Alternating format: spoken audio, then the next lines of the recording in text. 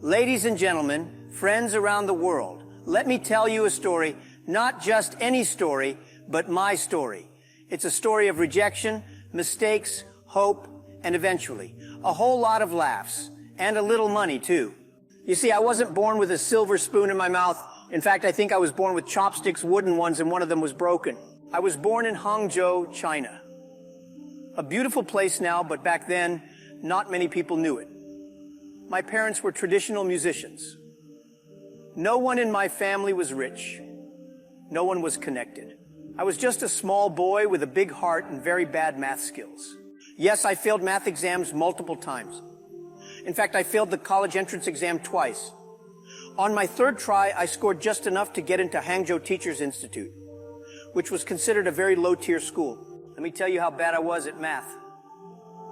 One time, in high school, I scored 1 out of 120 in math. You know what my teacher said? He said, "Jack, at least you wrote your name correctly." That was my first win. I wasn't smart in the traditional sense, but I had something stronger than intelligence. I had curiosity. I wanted to learn. I was passionate. I believed there must be something out there for me. You know how some people say I faced rejection? I didn't just face it, I hugged it, kissed it, and it moved in with me. Rejection and I were roommates for years. After graduation, I applied for 30 jobs. All 30 said no. I applied to be a police officer. They said, "No, you're not fit." I applied to work at KFC. 24 people applied. 23 were hired. The one left out? Me. I applied to Harvard 10 times, rejected every single time. By the 5th rejection, Harvard probably had a template. "Dear Jack, please stop applying. Sincerely, admissions."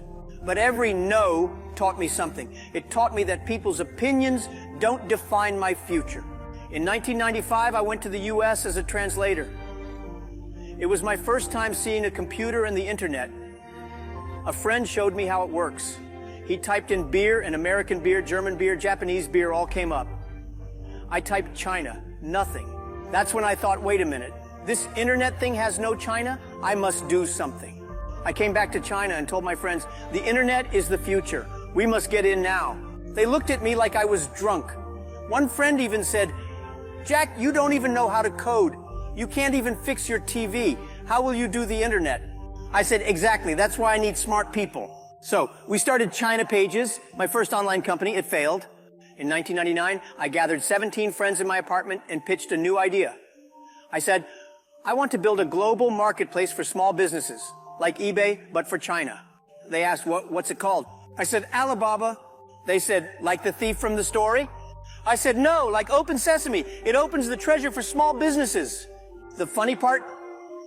I didn't know how to build a website, so we made a very ugly one. When people saw it, they said, this will never work.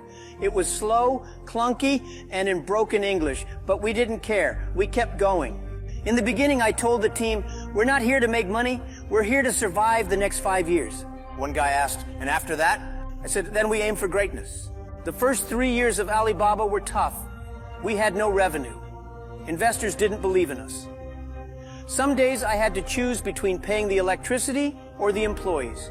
We slept in the office, ate cheap noodles, celebrated when someone sold their first product.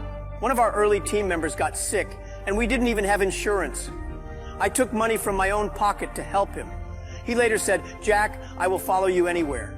That's what a startup is about, not just profits, but people, purpose, and persistence. In 2005, Yahoo invested $1 billion in Alibaba. People said, Jack, you are so lucky.